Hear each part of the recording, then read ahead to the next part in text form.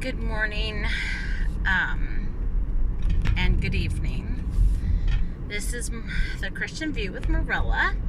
I'm driving in my car and I'm doing this here because I've been so super busy and the kids are like in the house like all the time, and my room that I do it in is I guess I have a phone so I could leave, but then I forget. And I really like doing it on my computer when I'm home. I'm old school that way. But anyway, so I've been wanting to talk to you guys. So for those of you who don't know, I don't remember if I've said this or not actually. So we will be getting fired. We are on the path for being fired for our religious freedoms and the constitutional freedom.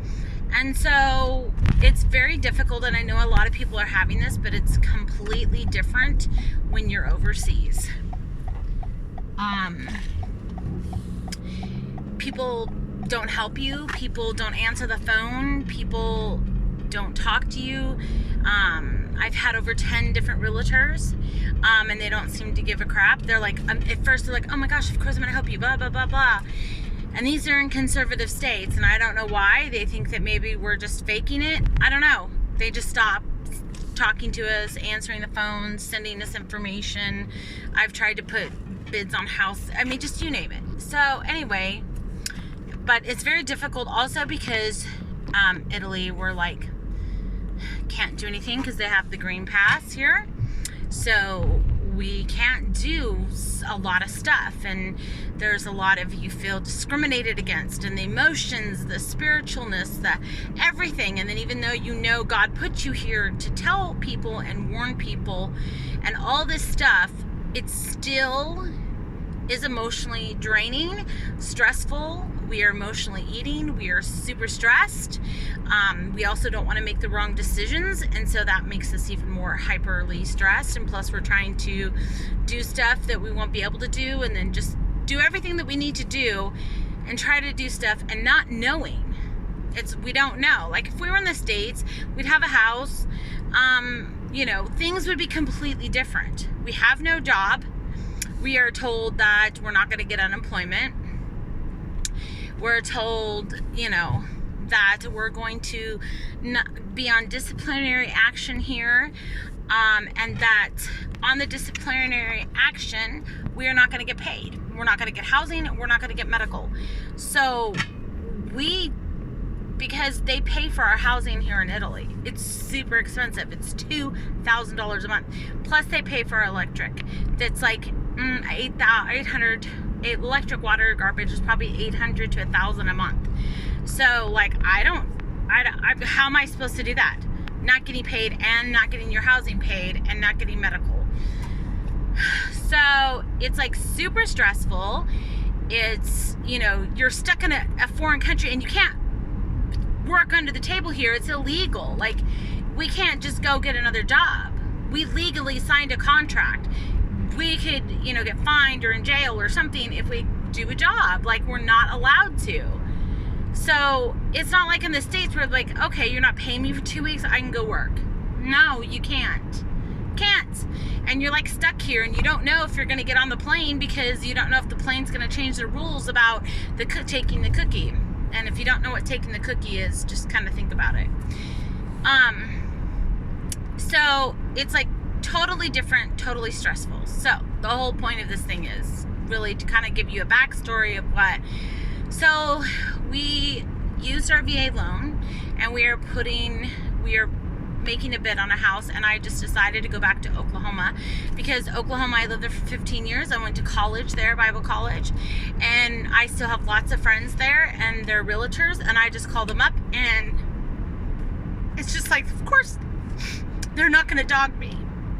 Of course they're going to do the right thing, and they're totally taking care of me, and I'm like blessed on that. I really am, because it's like you go for 6 months trying to get a house, and then no one will help you, and you're just like, okay, God, what am I doing wrong? So I guess I was supposed to go back to Oklahoma the whole time, and I just didn't know it. I'm not perfect. But anyway, sorry, I get emotional very easy. So, I don't know why they changed the lighting on this. I didn't touch. Okay, that was weird. So, in this helping, like, the VA loan is very strict. And right now, everyone's moving to conservative states. There's bidding wars in Oklahoma. I would have never thought. I sold my house in Oklahoma when we moved 7 years ago. Big mistake, regret it, and I have regret issues, and I know I need to move past it. So, very regretful, because my house I sold it for $85,000. I bought it for $85,000, and I lost money on it because I remodeled the kitchen, I remodeled the bathroom, I put electrical in the outside sheds. I totally lost money, walked away with nothing. My house is worth $150,000 now. So, just oh great, should have kept it. And then I could be moving into that house, and we loved that house. So, anyway, so there's bidding wars, and no one wants to do everything. Everything there says as is. They won't fix nothing because they know they don't have to. So, especially on the lower priced ones. So we get this house, and it has some problems. So I'm messaging my friends. I said, hey, can you help me out? Can you help me out? And literally one person was like, well, I just moved churches. And I'm like, I didn't say this to her, but I'm like, so you've been in Oklahoma for 30 years and you don't have friends? Because I know for a fact that's not true. And you can't just come together? Christians are constantly saying, let's help each other, but unless the church is doing it and patting them on the back, they sure don't do it, which is disgraceful. So then I asked another friend, and she was like, well, why? And I said, well, we're getting fired. She goes, but why? And I'm like, I guess Oklahoma's in a bubble, so maybe not all of them know why people are getting fired. So I told her why, and of course she then lectured me on how I was incorrect. I showed her the Bible. I showed her everything in the Bible where it's denying Christ, and I'm not going to deny Christ, and there's aborted fetus cells in it, and everything. I showed her everything because she lectured me and kind of just, it was kind of rude. It wasn't, And then she was like, oh, my husband's a pastor. And I'm like, I don't care if he's a pastor or not. I'm a pastor. Just because you're a pastor does not mean you're perfect. And then she told me, excuse me. Actually, before that, before all that, she said, well, where are you, where's your house going to be? I said, Broken Arrow. She goes, well, we're 30 minutes away, so you should just call some local church and get some help there. I'm like, wow. I didn't know that Jesus would say, I'm sorry, I can't help you. You're 30 minutes by car. Oh my gosh, could you imagine it being an all-day walk? Would Jesus do that? No, he wouldn't. I'm just amazed. And it happens my whole life. It happens over and over again where these Christians make excuses, and it makes me sick. It makes me want to vomit. Because I'm just like, it's always an excuse. Always, oh, I don't know how to do that. Literally, it's just some cleaning up, scraping paint. I don't even know how to do that, and I can do it. So I'm like, okay, I know that's too difficult, but yet these people are posting, a lot of people, on how they're helping their church and stuff. So, they're getting a pat on their back. Everybody at church sees that they're volunteering, they're helping, and they're doing the good Christian godly thing, and they're being good Samaritans. The Samaritan didn't ask for his church to come follow him and watch what he was doing. The Samaritan did it out of the love and kindness. He did not do it for showmanship. No one was around. We need to stop this prideful, arrogant, just, I can't help people. And then be like, oh, first of all, you're incorrect biblically, and then you're going to lecture someone on how you think that they're biblically incorrect because they took it and they're feeling, obviously deep down inside, they don't understand that they're feeling guilty. Because why else would she go off on me and attack me when I didn't attack her, didn't even tell her anything other than that's what I was going to do. And I was like, And I told her, I said, I think that God wanted you to know this. And I said, I'm only going to respond to this because of this. Because God told me to write you. I wasn't going to write you. Because I figured that your church wouldn't help. You personally and your church wouldn't help. But God told me to write you. And I said, I believe that God told me to write you because he knew, well, he knows all things. So he knew you took it. And he wanted me to warn you and tell you the truth. And I said, so I'm here to warn you and you can repent. And she basically ignored it. But the whole thing is, it's just Christians. It's just amazing. When I was in Pennsylvania, I had a friend. I'm still friends with her, and she's a blessing, and I love her. I do not believe with her biblically. We do not line up. She is a Mormon. I am not. I do not believe their ways. But I'm going to tell you what. I do believe that when God spoke to him the very first time, that he was really speaking to him, because God spoke to him and told him what the church wasn't doing. And one of those things was they were not showing God's love. They were not, I can't remember the exact thing. It's been a long time since I watched it. And Tyrone's, I forget the actor's name, Blue Eyes, 1940s, 1950s, played him. And I loved him as an actor, and I grew up on old movies because that's what my parents allowed me to watch. So, and I was like, wow. I mean, obviously back then, Christians were not operating in God's love and, having and showing people God's love and putting God first and stuff like that. Then he went off on a tangent, and obviously he heard from, I don't believe he heard correctly. But anyway, because the Mormon church help people. And we have so many Christians leaving the Christian church, and one reason, they don't focus on the family, they don't take care of people, and it's all about showmen, and it's all about all this stuff. They don't go door to door. Christians should be going door to door. We should be getting people saved. We should be helping people. You realize when I was in Oklahoma a long time ago, before I was married, Mormons knocked on our door. We said, hey, sorry, we're Christian, blah, blah, blah, blah, but we're also moving. They took 2 hours out of their time and stopped and helped my mom pack and helped my mom move and load the trucks. We're just single girls, And I was just like, wow, that's what the church should be doing. It shouldn't be a question. It shouldn't be like, oh, do I need to call somebody? Should I be taking some photos and let everyone know what I'm doing? Does this, what? No!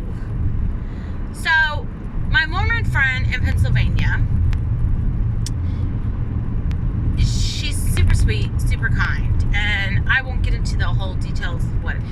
So I needed someone. I re-injured my knees because I have arthritis in my knees from an accident. I got early onset of arthritis from an accident a long time ago. Well, I re-injured him because I was doing substitute teaching, and I was at a school that had defiant children, and I had to run after them. You're not allowed to leave them alone. And he jumped off something. I had to jump, and it re-injured my legs, so I could barely walk. And I was going up and down the stairs. You can't. So my Mormon friend, without a question, sent the little missionaries, little because they're young kids. Well, I don't know, 18, 20. To my house. And for like a week, they helped me pack. They then came back, loaded up my car, my trucks, the U-Haul, whatever we had, I can't remember, and then unloaded it and helped us. They didn't sit there and missionary to us because they knew I was a Christian. They did not try to shove it in my face. They just literally showed God's love. And when no one else from my actual church would help me, they did.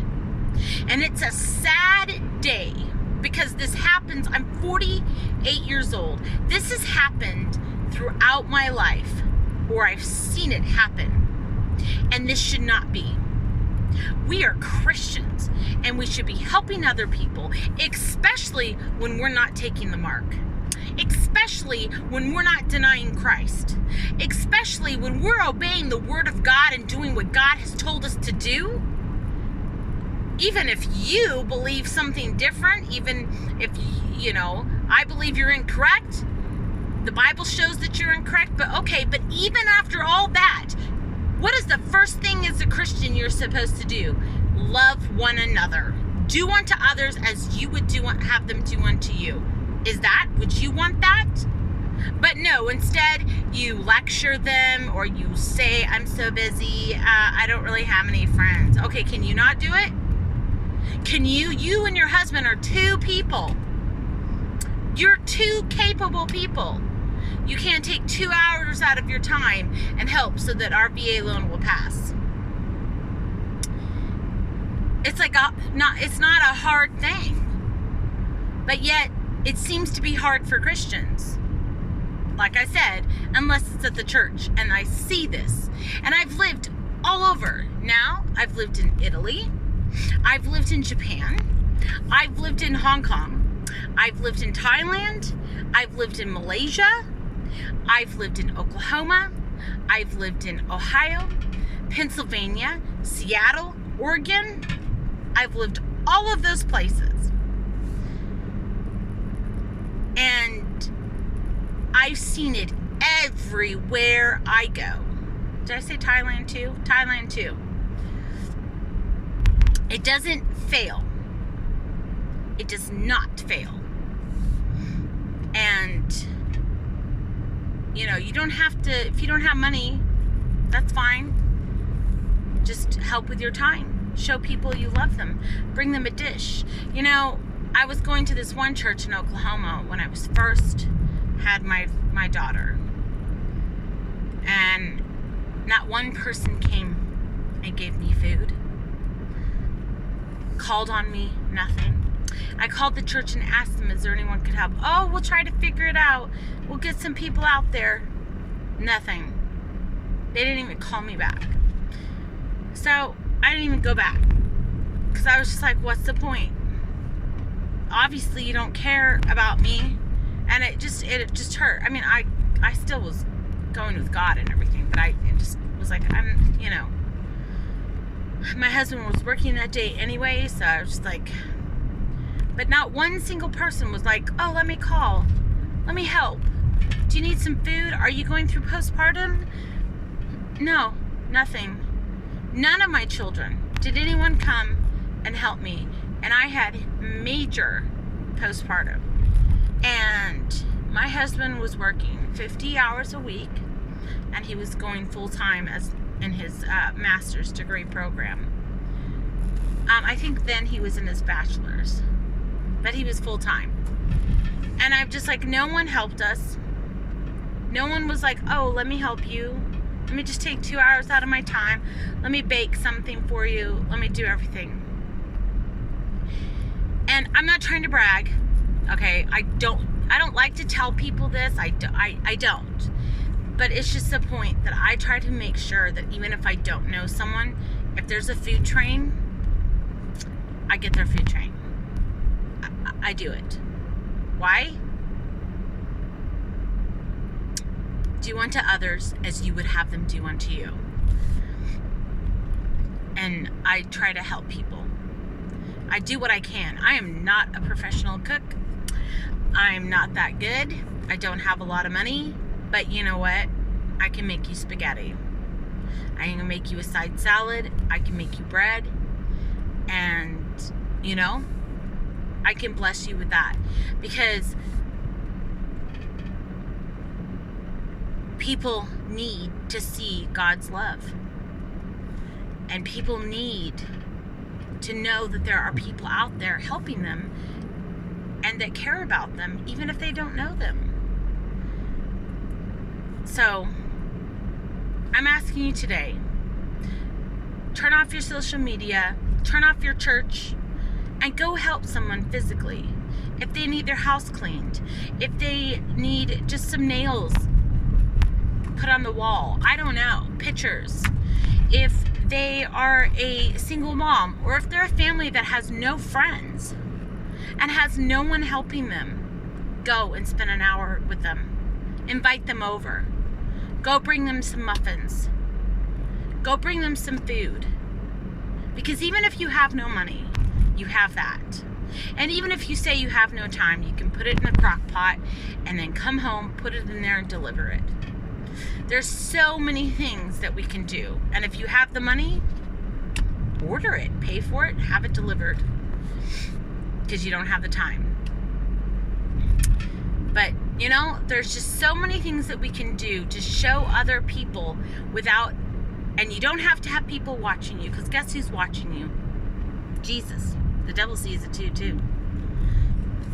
And, you know, you don't need anybody else.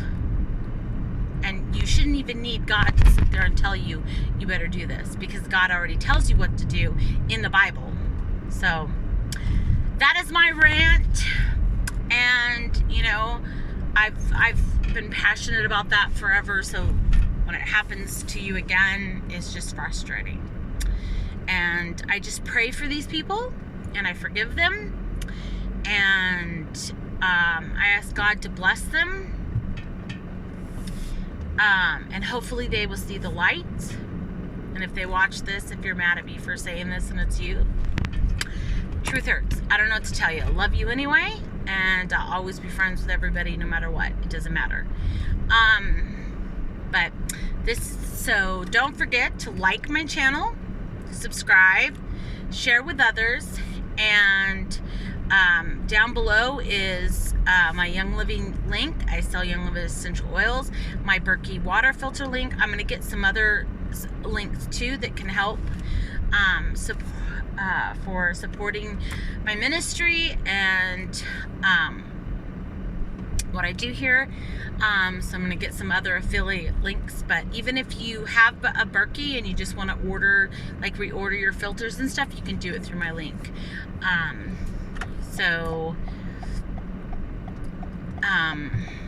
But yeah, I hope you guys have a blessed and wonderful day.